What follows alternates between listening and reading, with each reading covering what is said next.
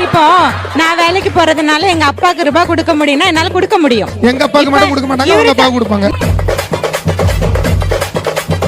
நான் இவர்கிட்ட போயிட்டு எங்க அப்பாவை பார்க்க போறேன், எனக்கு ஒரு 100 ரூபாய் தாங்க, 500 ரூபாய் தாங்கறேன்னா எனக்கு உனக்கு எதுக்கு ரூபாய், நான் வீட்டுக்கு தேவையானதெல்லாம் வாங்கி வைக்கிறல, பேசாம வீட்டுல இரு அப்படிலாம் போய் ஒண்ணும் கொடுக்க கூடாது அப்படிங்க. அவங்க அப்பா 100 ரூபாய் கேட்பாரு, எதுக்குன்னு கேளுங்க. எதுக்குமா போயிட்டுருவாங்க. இதெல்லாம் இப்ப நமக்கு தேவையா? இல்ல இருக்கிற கெப்பாசிட்டிக்கு நமக்கு தேவையான்னு கேட்கறேன். சார் அவர் என்னத்தை வாங்கினாரோ அது ரெண்டாவது.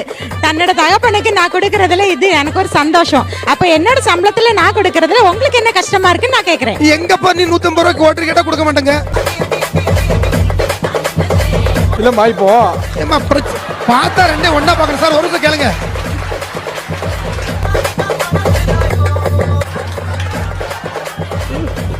எங்க வீட்டுல ஒரு ஃபங்க்ஷன் வைங்க, அன்னைக்கு எதுவுமே செய்யறது இல்ல. அவங்க அம்மா வராங்க, அப்பா வராங்க, அக்கா வராங்கன்னா அன்னைக்கு ஆட்ட அடிப்பா, அசந்தா எண்ணெய் தூக்கி போட்டு அடிச்சாலும் அடிப்பா. அந்த அளவுக்கு பாருங்க மனசுல உள்ள பாரமே குறைஞ்சிருச்சு.